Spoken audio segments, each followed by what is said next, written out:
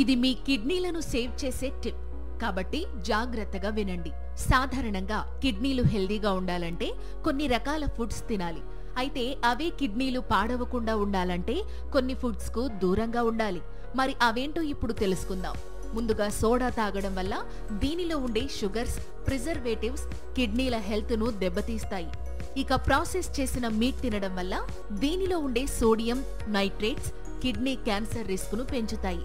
ఇంకా cholesterol, calories, saturated fats ఎక్కువగా ఉండే బటర్ తినడం వల్ల కూడా కిడ్నీల హెల్త్ డ్యామేజ్ అవుతుంది.